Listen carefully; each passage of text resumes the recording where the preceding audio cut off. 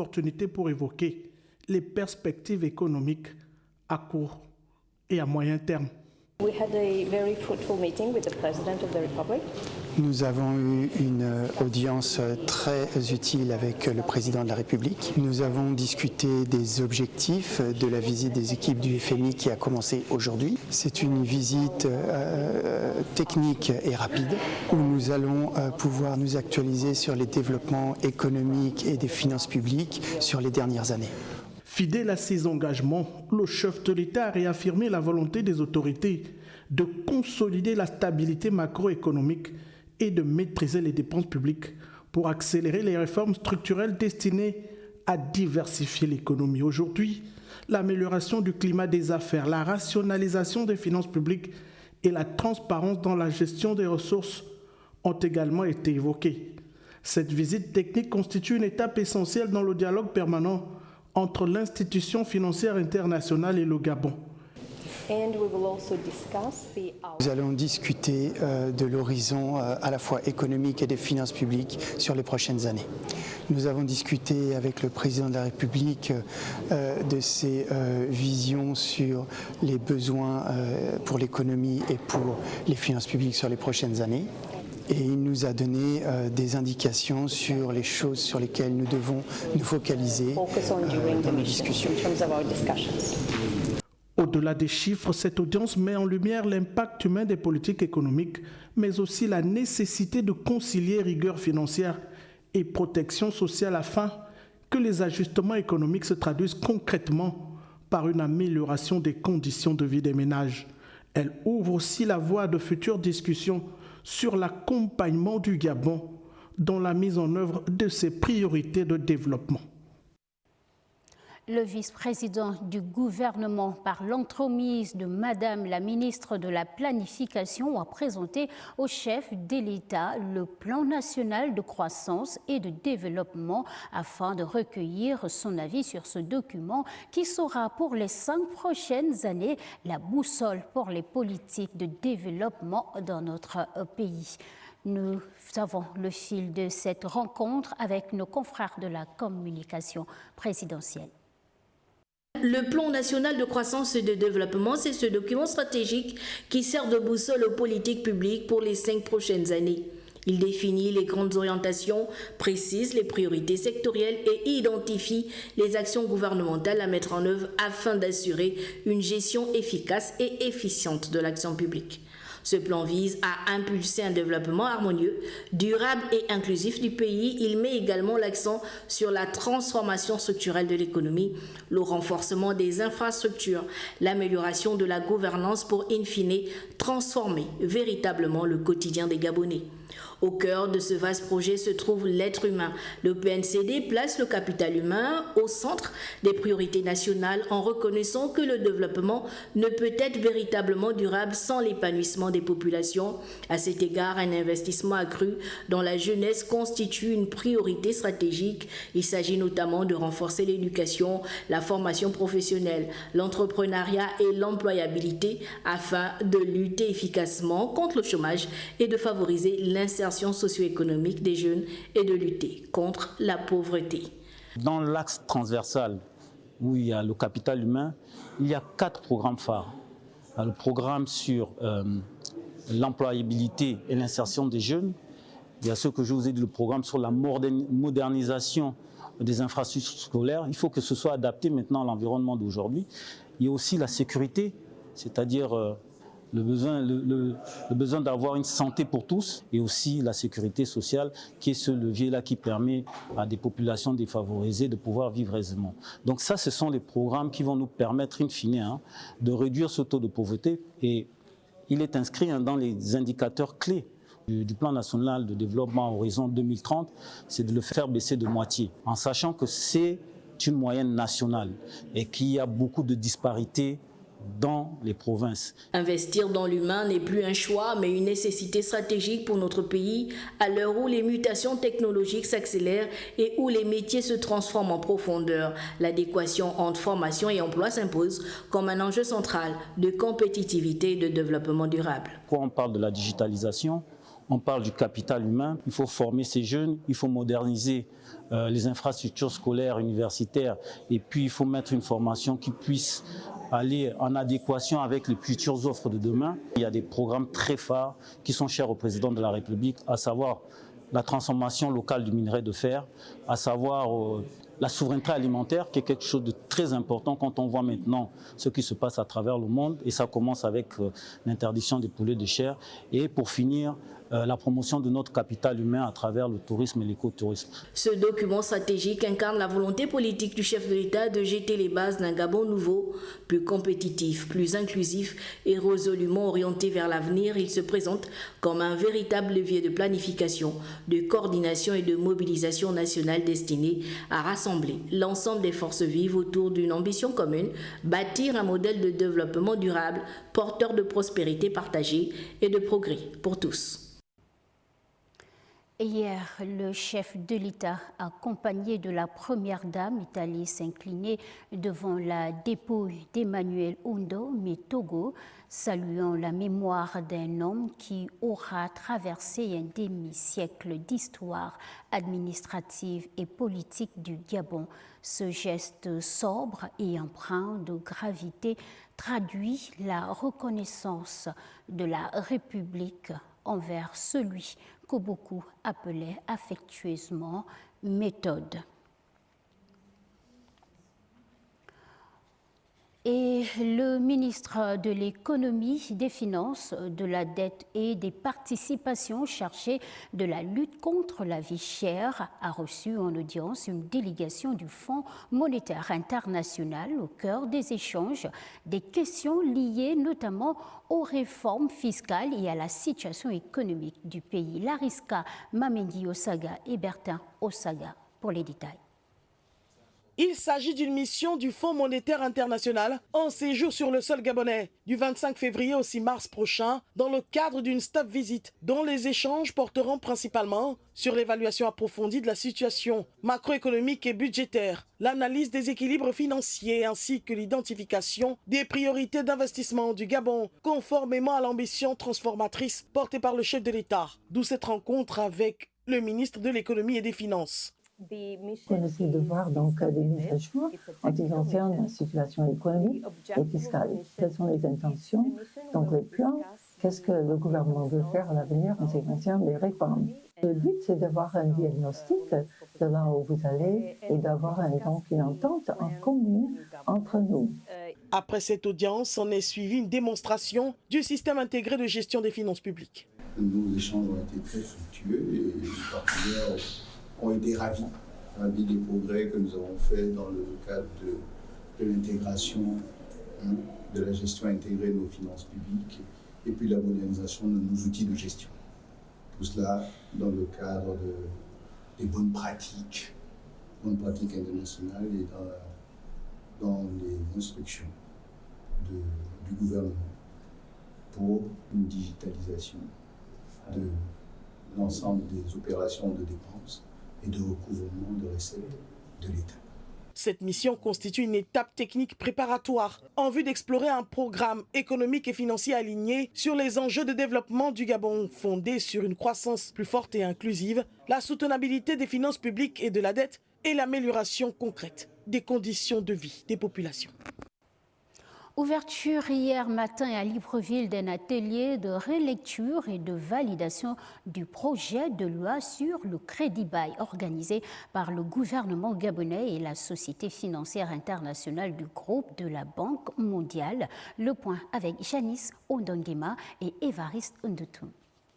Le crédit bail est un levier essentiel pour financer l'économie. Pour une meilleure attractivité des capitaux, la Société financière internationale, AFC, fait un plaidoyer auprès des États. C'est un mécanisme de financement qui permet de se développer pour des petites et moyennes entreprises. Très souvent, les petites et moyennes entreprises n'ont pas de garantie pour avoir le prêt de la banque. Et c'est dans ce cadre-là, Crédit Bail devient un mécanisme où l'actif lui-même devient une sécurité pour la banque. Un cadre juridique sécurisant s'impose. La confiance des acteurs économiques dépend de la qualité des règles qui encadrent leur engagement. C'est là que le rôle du ministère de la Justice prend tout son sens. Veiller à la solidité du dispositif normatif, garantir la prévisibilité des relations contractuelles et assurer la protection des droits de chacune des parties. Ce mécanisme de financement est un instrument moderne et efficace. Le développement du crédit bail s'inscrit pleinement dans la vision de transformation structurelle de notre économie, portée par le gouvernement, sous la haute impulsion du président de la République, chef de l'État, chef du gouvernement. Notre projet de loi apparaît alors comme un levier stratégique qui vise notamment à développer et structurer le marché du crédit bail, à améliorer l'accès des PME au financement, à sécuriser juridiquement les opérations du crédit bail et à mettre en place des mécanismes de refinancement adaptés. Les travaux de Libreville permettent donc au Gabon de se doter d'un outil juridique fiable au service du financement de l'économie réelle et du développement du secteur privé.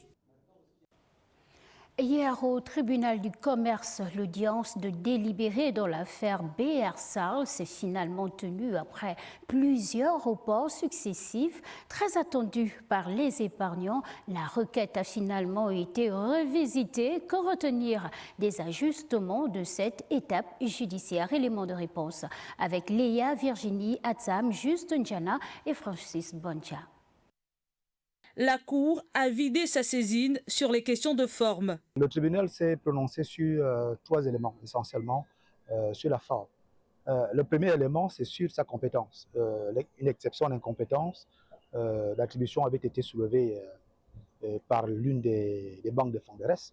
Le tribunal s'est également prononcé sur la demande de sursis à statuer. Le troisième élément, c'est sur l'irrecevabilité. En conséquence, le tribunal ne s'est pas prononcé sur le fond du dossier et n'a pas tranché la question centrale. Les banques sont-elles en tort ou non dans cette affaire? Le tribunal n'a pas répondu à la question de savoir est-ce que les banques ont tort ou non. Cette question n'a pas été tranchée. On ne leur a pas donné raison et j'ai bonne foi à l'avenir de la procédure parce que ça ne s'arrête pas là. À la sortie de l'audience, le président du CAP, Emmanuel Vembar, a tenu à rassurer les épargnants. Nous avons revisité la requête. Et c'est ce qui va se faire dans les tout prochains jours. Le tribunal n'a pas vidé le fond, mais plutôt la forme. Donc nous restons sereins et nous avons la ferme conviction que les banques ne peuvent pas sortir de cette question sans avoir à nous payer 49 milliards. Il a organisé une assemblée générale pour commenter dans les détails cette décision du tribunal. Et on manipulait l'argent de BSL jusqu'à acheter des Caterpillar au Nigeria. Et nous avons les preuves. Vous connaissez ces preuves-là? Oui. Puisque nous avons commis un issue de justice et eux-mêmes ils ont répondu. Une occasion également de partager un repas avec ces derniers et de faire le bilan des activités de l'année. Le vice-président du gouvernement, Herman Imongo, a reçu en audience une délégation des membres du secrétariat général du Conseil africain et malgache pour l'enseignement supérieur CAMES, conduite par le ministre de l'enseignement supérieur, Charles-Edgar Mombo. La rencontre a porté sur les préparatifs de la tenue prochaine à Libreville du Conseil des ministres de cette institution académique. Frédéric Yenda Mukula, Francis Ifunda, Alain Serge et Yéné pour les détails. Cette rencontre qui réunira les pays membres sera l'occasion d'analyser les orientations stratégiques de l'institution académique. Notre continent peut dire à la croisée des chemins. L'ambition de l'Union africaine à travers l'agenda 2063, bâtir l'Afrique que nous voulons, c'est véritablement de réaliser une intégration du continent qui réponde aux aspirations de ces populations.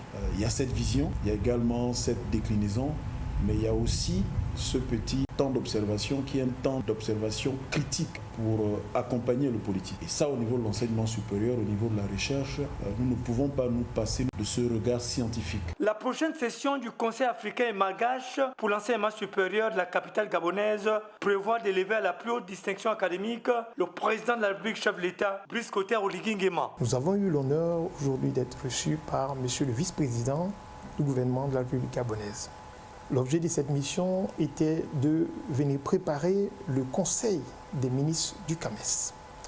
Il faut savoir que le Conseil des ministres du CAMES est la plus haute instance de gouvernance et l'instance décisionnelle de gouvernance de notre institution commune Et à la dernière session ministérielle qui s'est tenue à Conakry, à l'unanimité, les ministres ont décidé que la prochaine session, c'est la 43e session qui doit se tenir en mai, se tienne ici en République gabonaise. Ce sera également l'occasion d'élever son Excellence, Monsieur le Président de la République, à la très haute dignité de Grand Croix de l'Ordre international des palmes académiques du CAMES. Créé le 26 avril 1968 à Niamey au Niger, le CAMES regroupe actuellement 19 pays membres repartis sur 4 zones géographiques.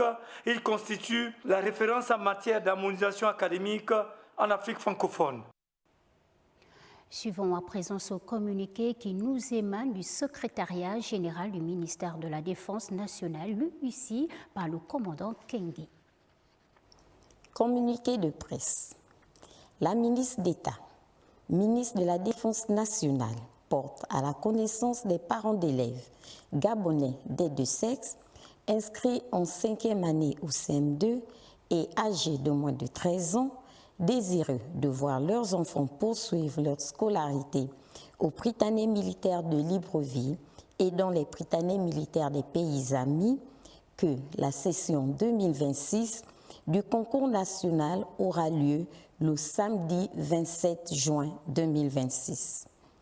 Le mode d'organisation sera basé sur le jumelage des provinces en dehors de celle de l'estuaire, c'est-à-dire Otogoué, Ogoué-Lolo, avec pour centre Mvengue-Franceville, Ogoué-Maritime, Moyen-Ogoué, avec pour centre Port-Gentil, Ngounié-Nyanga, avec pour centre Chibanga, Wellington Ogoué-Vindo, avec pour centre Oyem, et l'estuaire avec pour centre Libreville.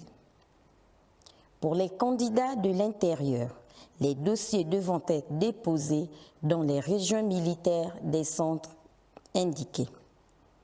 Les pièces afférentes au dossier sont les suivantes. Une demande manuscrite du père, de la mère ou du tuteur du candidat adressée à Madame la ministre d'État, ministre de la Défense nationale. 3 copies légalisées de l'acte de naissance, un certificat de scolarité de l'année en cours 2025-2026, un certificat médical datant de moins de 3 mois, une copie du carnet de santé, l'auto dans une chemise à élastique jaune pour les filles et verte pour les garçons. Ainsi, la date de dépôt des dossiers de candidature est fixée du 15 mars au 30 avril 2026, délai de rigueur, et au 15 mai 2026 pour les centres de l'intérieur. Peuple gabonais, c'est enfin notre essor vers la félicité, honneur et fidélité à la patrie. Le général de division, secrétaire général du ministère de la Défense nationale, Sylvain Florian Pangou Mbembo. Je vous remercie.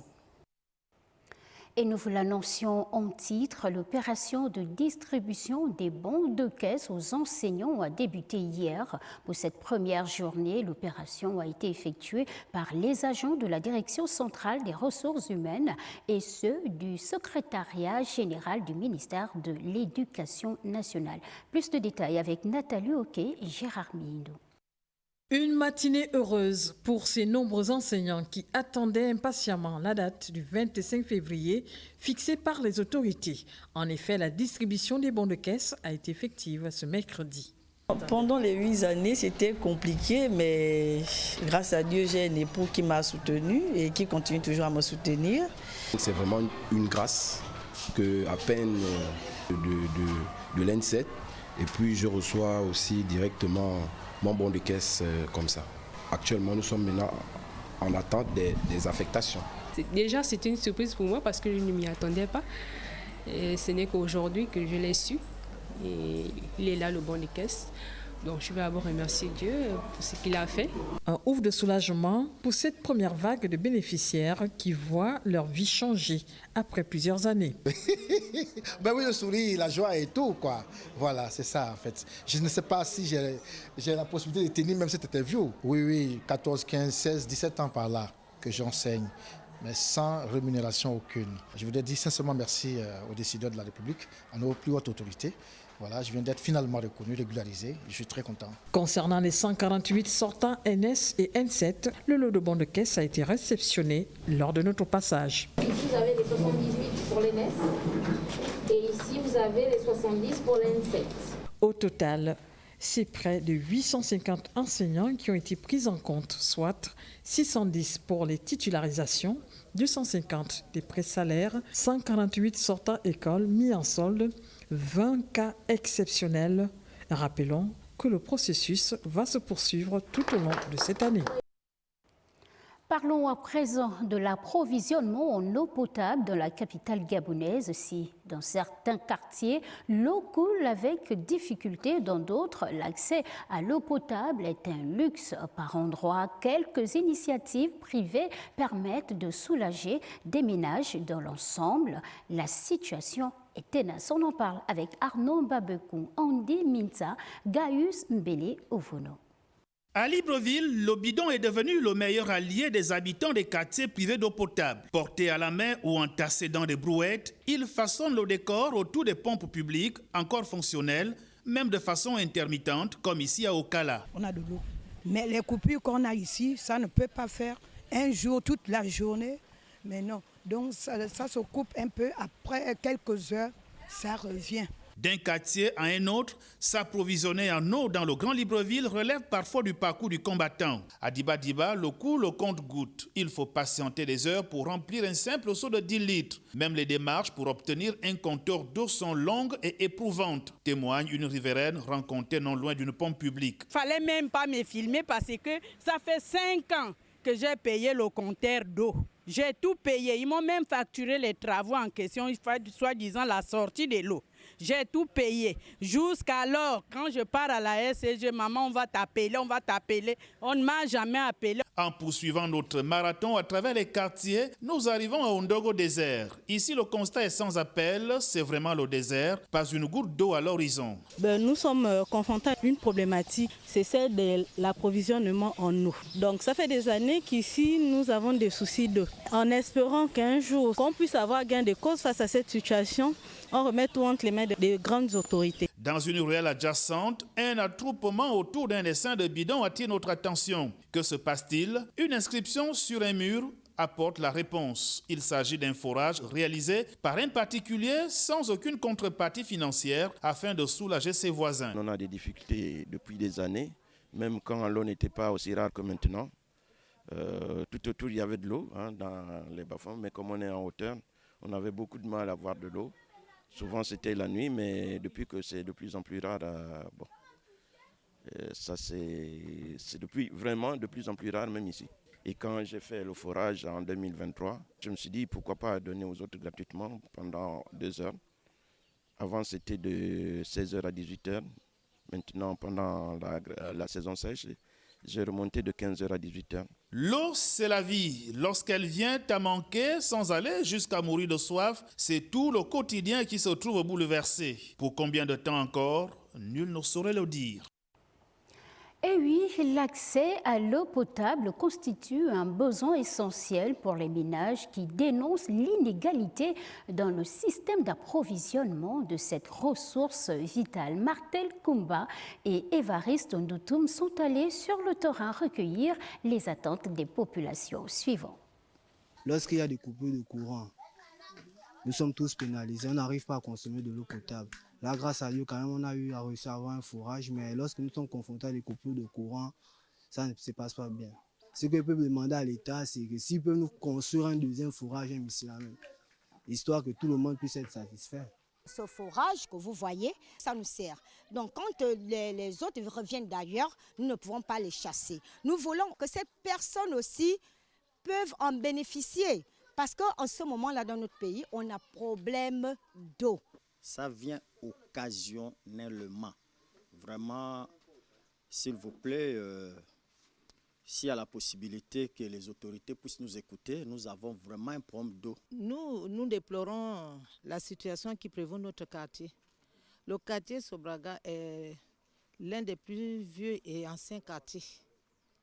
Mais on est surpris, ça fait près de 3 ans aujourd'hui, la problématique de l'eau. On a un souci permanent. L'eau, occasionnellement, par mois, on peut avoir 2 fois l'eau. Parfois, 1 fois seulement. On est obligé d'acheter l'eau avec nos frères ouest-africains qui viennent nous revendre de l'eau. Parce que les populations, vraiment, c'est grave. Et de plus en plus rare, voire absent dans les ménages, l'eau ne sort plus des robinets. Dans certains quartiers, c'est le désert. Il faut parcourir des kilomètres pour trouver le précieux liquide. Nos reporters Betty Onjembe et Stan Léger-Manika ont sillonné quelques zones complètement asséchées. Voici à quoi ressemble leur quotidien et celui de la majorité des Gabonais dans le Grand Libreville.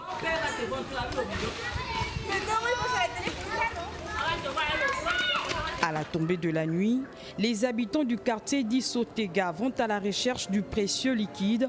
Même les élèves qui en réalité devraient mettre ce temps à profit pour étudier leurs leçons. Ici, l'âge n'importe plus, chacun y met du sien pour rapporter de l'eau à la maison. Il y a toujours les coupures d'eau, il y a même du mal pour se laver pour partir à l'école. Ça vient que les mardis, les mercredis et les jeudis. Donc c'est compliqué de partir à l'école simplement. Malgré une dure journée de travail, François va lui aussi à la quête de l'eau. Pourtant, chez lui, elle sortait du mur il y a quelques années, une commodité qu'il ne connaîtra peut-être plus. Dans les pompes, je dirais, vous voyez ici, là, vous êtes présentement au niveau de la pompe publique. Au niveau du pont, okay. Il n'y a que la seule pompe publique, c'est cette pompe publique où l'eau vient, on va dire, pas régulièrement, mais quand même à des intervalles un peu plus ou moins, si on peut dire, acceptables.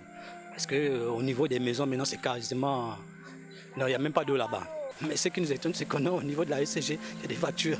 Comme par exemple aujourd'hui, je reviens de la SCG, il y a une facture qui est déjà déposée alors que ça fait près d'1 semaine, je n'ai pas eu d'eau. C'est compliqué.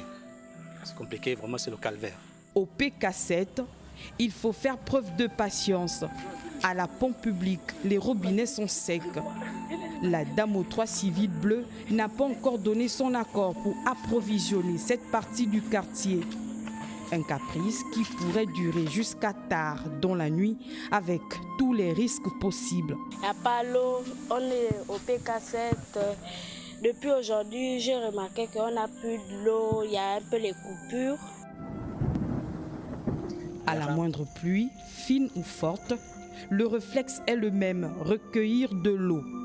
D'autres ont même recours à des forages parfois de fortune, moyennant quelques pièces de monnaie.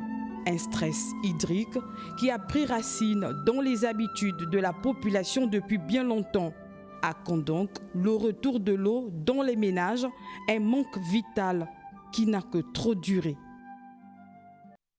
Approvisionnement en eau potable, on en parle encore dans ce journal. À Libreville, comme dans plusieurs localités du Gabon, la qualité de l'eau inquiète plus d'un. Couleur trouble, odeur inhabituelle, entre autres, des signes qui alimentent la méfiance des consommateurs. Quelles peuvent être les conséquences sur la santé? Élément de réponse dans ce reportage de Martina Adametoule.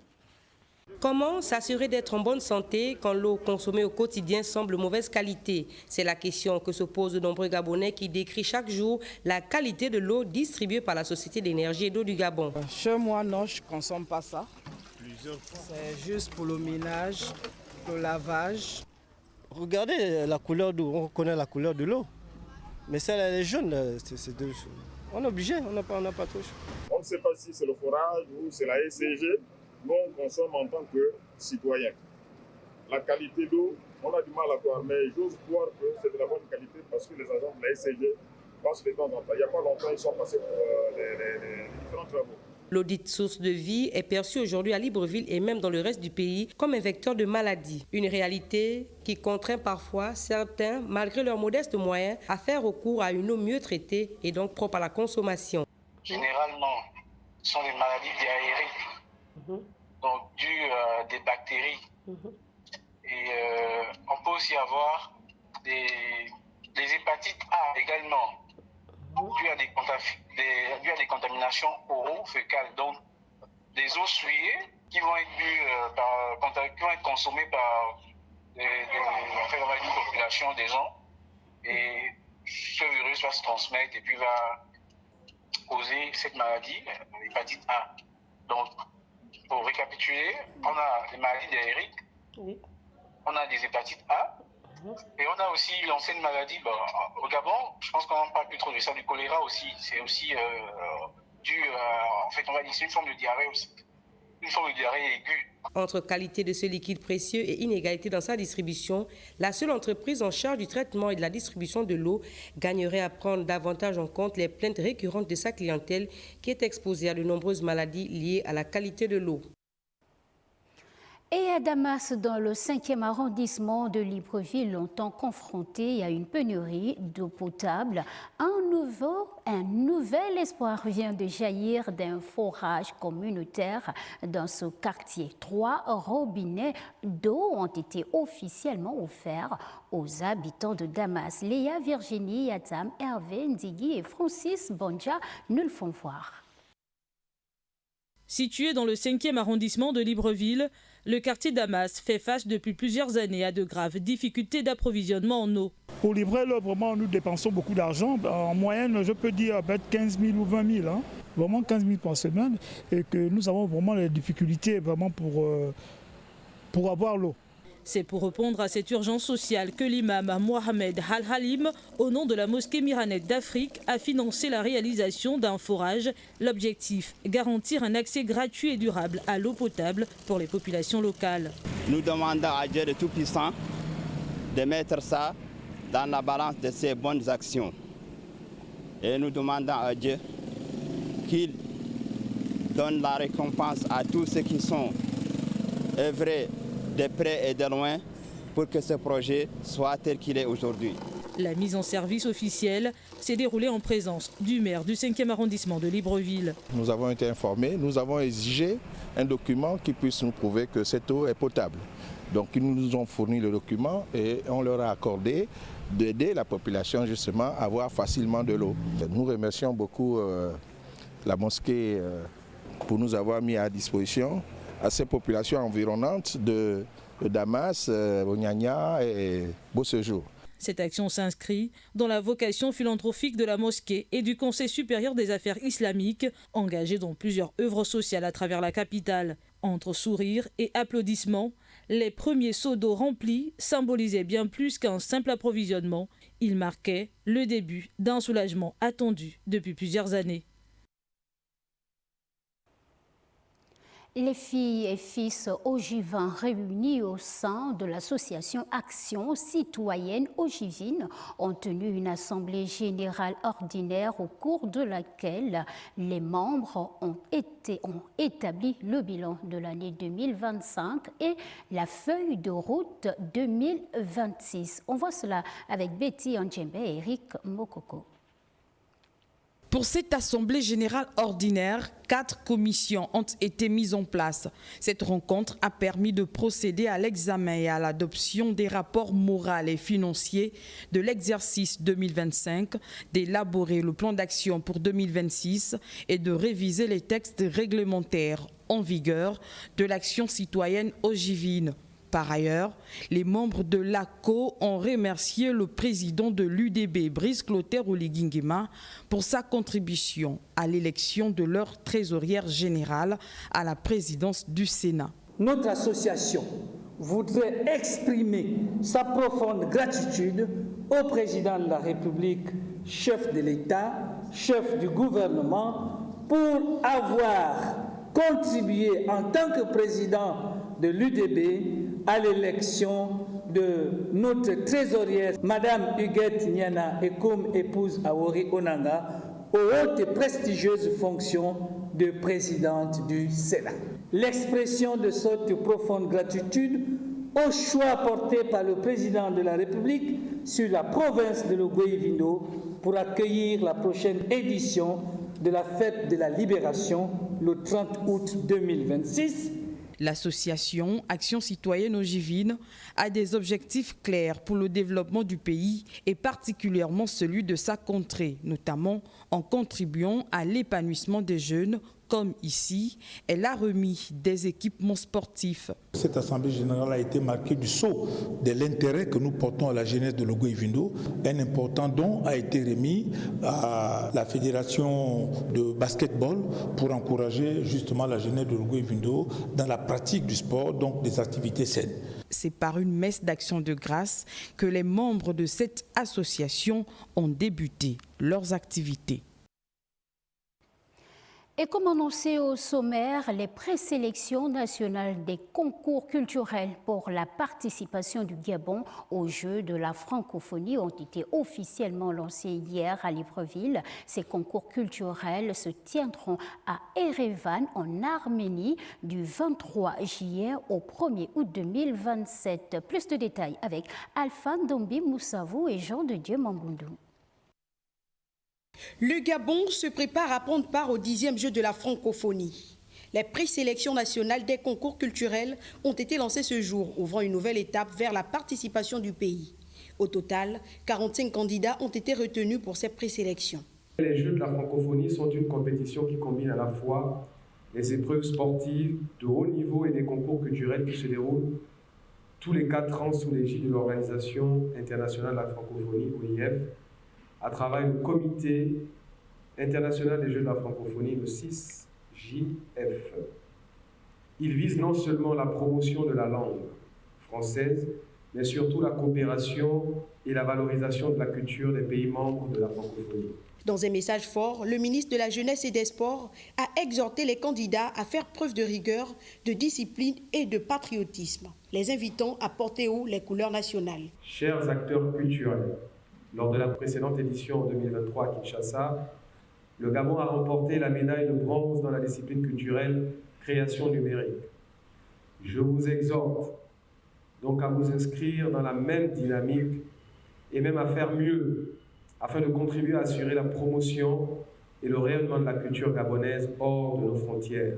Il me plaît de vous rappeler que la culture n'est pas seulement un élément de divertissement, mais davantage un outil de développement et de cohésion sociale, car elle contribue à la construction de l'identité nationale. Pour les 45 présélectionnés, l'heure est désormais à la préparation. Objectif, représenter dignement le Gabon à Erevan en 2027 et inscrire le pays parmi les grandes nations culturelles de la francophonie. Et voilà qui met fin à ce journal. Grand merci à Martel Koumba, au prompteur. Je vous dis à demain et que Dieu vous bénisse.